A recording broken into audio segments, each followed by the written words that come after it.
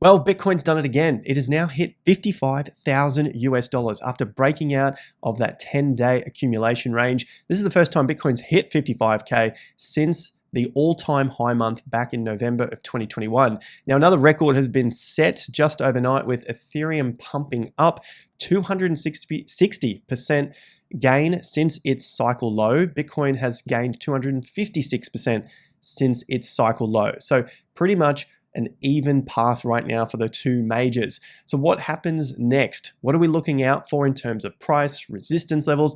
Is this too early in the cycle to be busting out to new fresh all-time highs? And the shift in the market. This is what I want to look out for because I've been covering it now for over 18 months as we cycled through those bottoms, putting out warning after warning of getting into the market, why there was very good reason to be getting into those lows, because now these times are where it gets much, much more difficult. So I want to try and help you unpack that in today's video.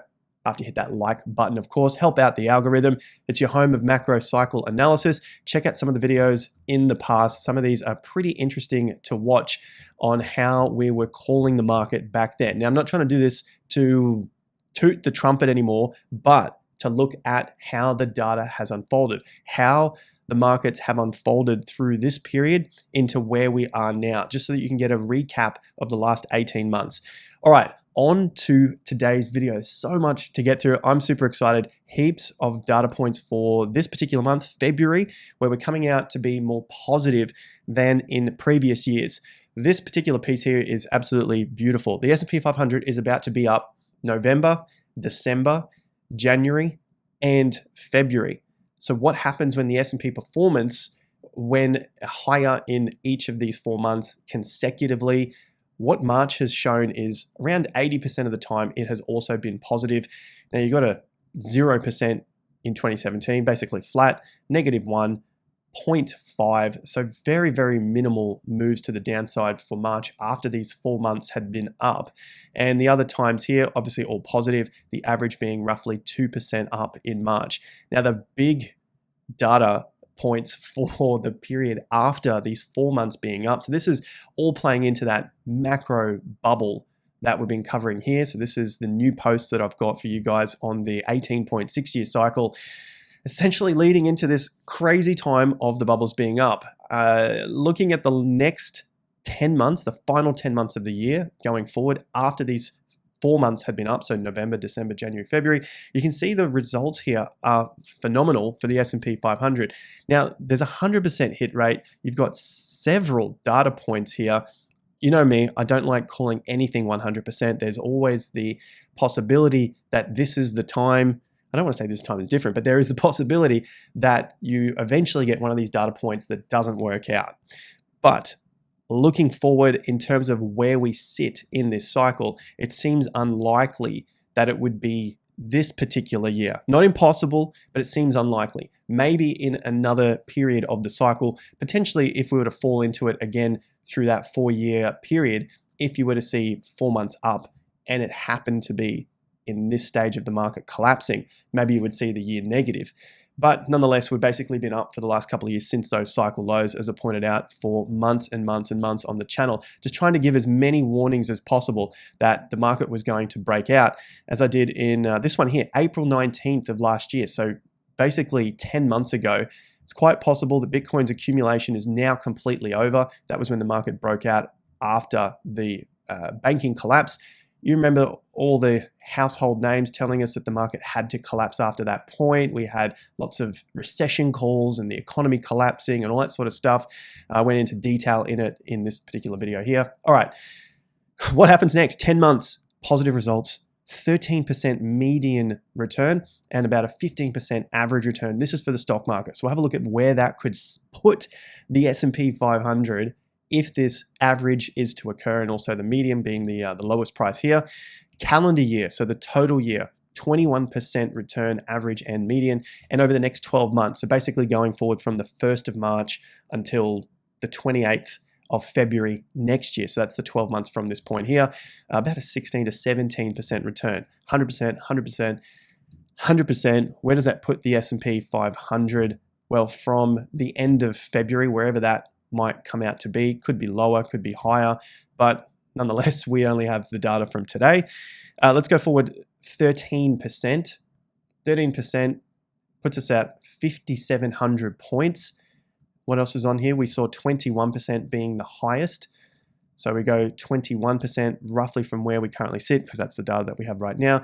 21% puts us at about 6,100.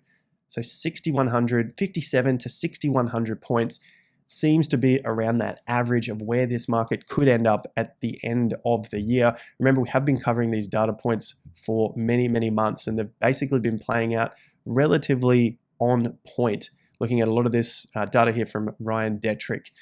Next piece is a positive January, and February is a good thing for 2024. Essentially looking at what this has shown, but I just like it in terms of the cycle itself, basically the graph here. Now we have looked at ones where February and March had a correction, and it seems like we're not getting that particular correction. So what does that mean to the market if we don't see those corrections? Essentially, it's showing basically straight up with minimal dips. You can see the dips here in the chart, just like the previous one did. Essentially, there was the correction in the market, but it didn't feel like a correction is what I want to lay out here. 2.57%, and what that correction showed on that chart that we have covered before is a rough 1% correction. So we actually saw a deeper correction here for the S&P 500. And in terms of this chart, you can see the percentages on the side here. This is 5%, 10% gain from the start of the year, 15% gain from the start of the year, 20% gain. And if you see any of these little movements to the downside, they're probably going to be fractions of a percent, maybe 1% max when you look at the side table here. That's the S&P 500. As for the NASDAQ from December 2023, 95% of stocks within the NASDAQ 100 were trading above their 50-day moving average, only the fourth occurrence since 2000. What happened after these occurrences? Basically, a lot of the stocks, 95 out of the 100, trading above their 50-day moving average. Well, the following of the year, the calendar year, 50% up in 2003. I would say that we're probably similar to that stage in the cycle there, where we're basically coming out of the mid-cycle slowdown. That's what 2003 was. You had the peak in 2000, dropped down into 2002, coming out of it in 2003. Markets ran up into 2006, 2007. I'd say that's probably where we're currently sitting now. 2012 had a 16% return, and 2020 had a 43% return. So taking anywhere in between a 16% and a 50%, like we looked at for the S&P 500, that would also sit the NASDAQ pretty high up on the table here. 16% takes us to 20,800 points. And I don't even want to know where 50% is. It's just something crazy, all the way up at 27,000 points. Now, in terms of the first half correction, we haven't got through the first half yet, so we continue to track that. But in terms of a slight correction, or at least any sort of correction that we've seen so far, top to bottom here has been 4%. So that's within the year of 2024. Basically, the max we've seen so far is 4%, and the pullback before really going into the all-time high was also 4.8%. So essentially, things under roughly 5% has been the order of the day since the October low and this powerhouse move to the upside. So we continue to track the everything bubble. Things are getting huge. S&P 500 up. The data continues to suggest that we're going to see even higher prices leading into the end of this year for the S&P, for the NASDAQ. Real estate market, as I said in the intro, what we cover here, macro cycle analysis, Bitcoin, cryptos, stock markets, and of course, real estate as well. Here is your home builders ETF, now up nearly 18% from the previous all-time high. So this is your home builders in the US, a basket of all of them over there. And they, well, at least the investors are still looking forward, as there are going to be more returns, more profits coming through for these home builders. Eventually there won't be. I'm not going to be a perma bull. We're just following the charts, and the charts are up. Yesterday had another new all-time high by a few cents, but still a new all-time high there. And 47% up since the October low. That's very, very strong. Now, it had a higher low, suggesting that there were going to be bigger profits in the home builders leading into this second half of the real estate cycle. That is our second half. You can see down here, second expansion, first expansion. And that has precisely been what we have got from the markets. We take a look at a percentage from the low, and that percentage is nearly 100% from the low. So the home builders ETF have nearly doubled since the cycle low back in June of 2022, which was also a very significant time for the S&P 500. Just had a slight lower bottom, as we were talking about on the channel, and the market's up from that point. Now, the lows are the scariest time, but for me, the market moving up is actually more scary because the pullbacks tend to be relatively shallow. So all I can say is continue to follow the market if you wanted this stuff full time. Always watch these lows and do not listen to the morons. And I say morons, I don't know if it's a polite way, but the morons calling for recession after recession after recession, because the lows are the easiest times.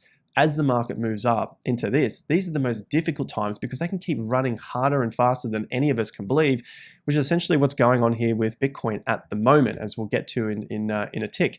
But to cover off for the real estate part of the video, markets are up. These are continuing to power on. So that is precisely what we've been preparing for from those lows, watching these markets come up, because as they start to break out, you can see things happen relatively slow. Like we had a 7-month accumulation back in 2023 before this market breaks out. So on to the breakout, and just overnight, Bitcoin's head up to $55,000, breaking out of this little resistance area here at roughly 52K, which came in from the Evergrande peak in 2021. We had the first little rally up after the quick correction here in December 21 as well. That was at 52K. And then you also had the 48K. Basically, markets died off from that point. And now we're back at those levels, trying to press to fresh high prices. Now, I think the next simple that everyone can see psychological level is roughly around $60,000. Through the previous old all-time high, the market did get there and basically had a very hard time getting above 60K and staying above 60K. We got to 65 and then quickly crashed under. Some of you may remember from back then, 3 years ago, I was looking at a very specific number of 60,500 for the market to break through. And that was over on another YouTube channel. It didn't get there, and we were looking for a collapse because it didn't get to that price. So that's another reason why I've got 60,000 on the chart as a key price target to get to. Above that, then we're looking at roughly 62,700, which takes us at 63K as a round number, and that would be a 100% extension of the current move that we just had, from the crypto SEC drama low of September to the ETF peak hype of January into that ETF correction, then extended from that point. Now, I wouldn't be surprised to see a lot of these types of drawings come up. I put this up together for X just to show what I think might happen next if we continue on. Now, the scary part to me becomes shooting to moon boy targets. Now, the reason for that is, of course, our Wall Street cheat sheet. Of course, we can keep going. I'm not telling anyone to sell out, be done with the entire cycle, because of course there hasn't been a signal to say, well, the cycle's over. But if we keep going relatively quick in this particular fashion, eventually there's got to be a pullback. And I'm like you, I hate hearing about that because we haven't seen a pullback yet. The fearful part for me is getting too caught up in that mindset of optimism, belief, thrill, euphoria. It's going to go to 150K non-stop. I'm going to miss out. So the main thing to do here, continue to trade with the trend. If the trend is up, then just continue to follow it. It's still going up. So essentially, try to avoid the emotions, the FOMO, and just keep trading with the chart. Because like what happened with the previous peak is that everyone was getting super excited for this peak. You had the pullback, and then the next rally was very, very excitable, but it collapsed from that point. Now, I'm not saying we have to get a massive collapse. Let's see where the top comes out, understand what the market sentiment is at that particular time, because eventually there will be some sort of correction. The main thing is watch out for the extreme hype, the moon boy stances that the market must shoot up from that point. Now, could that peak be the end of the cycle? Could it be a new all-time high and the cycle ends early?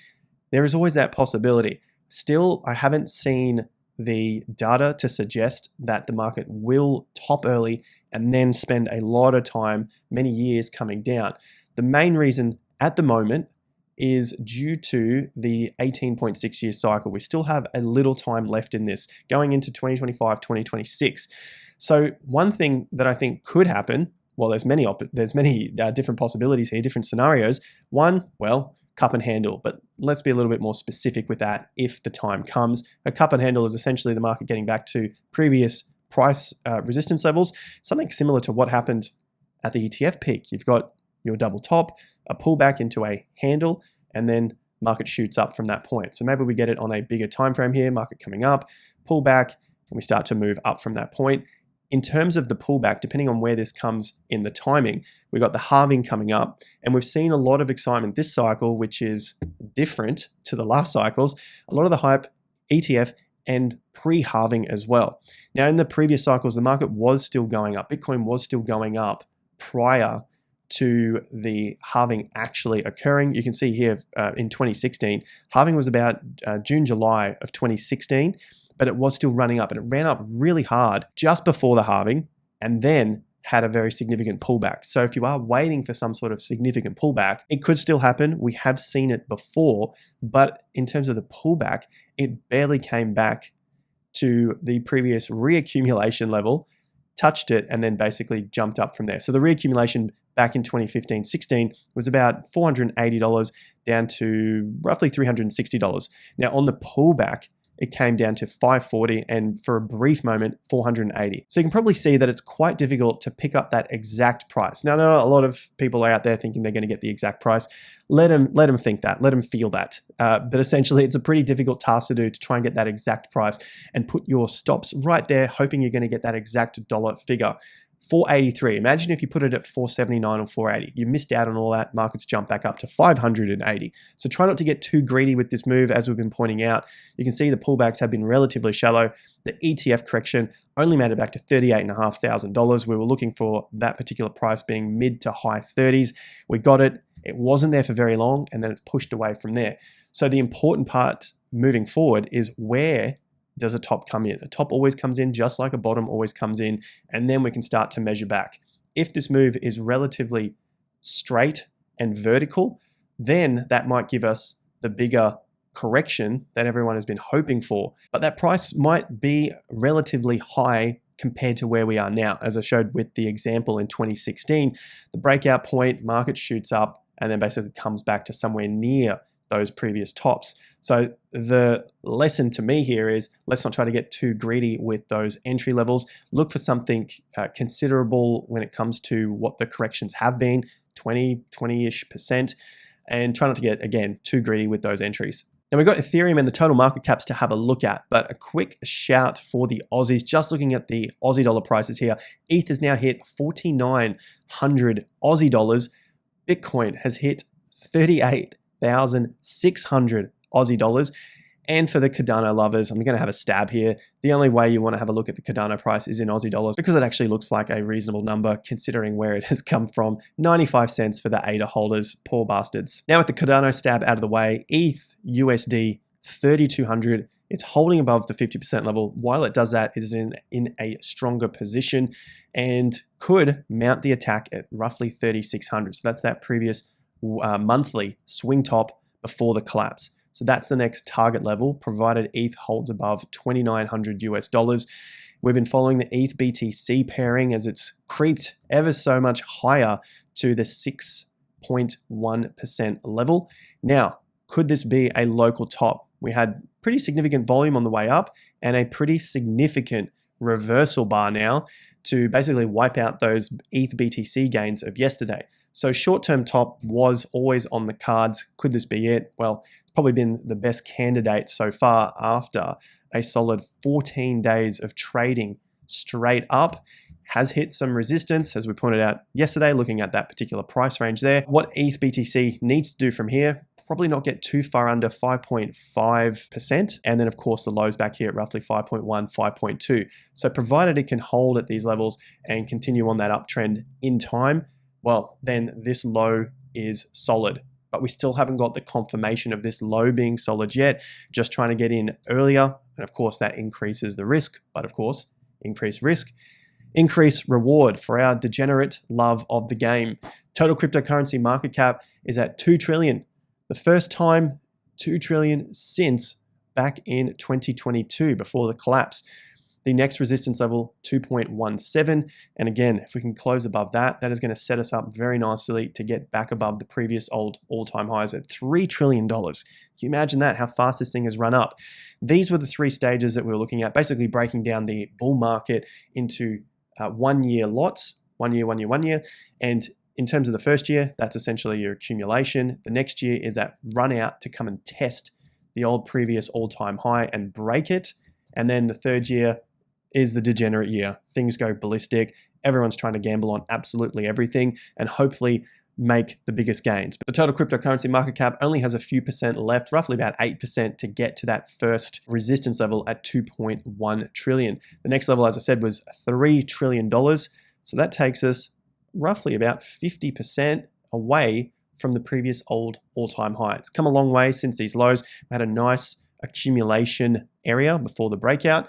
That leads me to the total crypto market cap on the Wyckoff schematic. Now that we got confirmation of phase E finally happening, that happened a few weeks ago now, but essentially a quick look at the accumulation, the reaccumulation, the breakout, the game is on. I think that is now the cat's out of the bag. Everyone knows that this game is on, and this is where things get a little bit crazier, a little bit harder to predict, in my own opinion. And I know it's very easy for everyone just to say bull market's on. It's straight up from this point, but I would very much caution you to try not to get too swept up in that mindset, because that is what made everyone lose their money last time, lose all of their paper gains at the peaks last time, getting swept up into that emotion. Now, as we were trying to warn at the bottoms of the market, this was now the time to be getting in. We go back 12 months, 18 months, they were the best times. Things do change, and the warnings moving forward are be cautious, try not to put in too much money at the top and too little at the bottom, because when that moves down, it gets very tough in the portfolio. And so the game moving forward here is to, if you've loaded up already, hang on for the ride. But if you haven't loaded up, be cautious with your funds and be sure to put in some stops in case the market does roll over. There can be a lot of profits to be made ahead. And if you are wanting to learn more about trading and investing, links in the top of the video description for TIA Premium. Shout out to our education there. There's a special on this week, February 29th.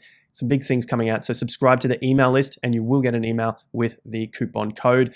Thanks again for your time and support in the videos. Like and subscribe. I'll see you guys at the next one with the next massive update with this everything bubble just going bananas for 2024, potentially even into 2025. Bitcoin now at $54,500. Catch you back here again. Until then, take care and peace out.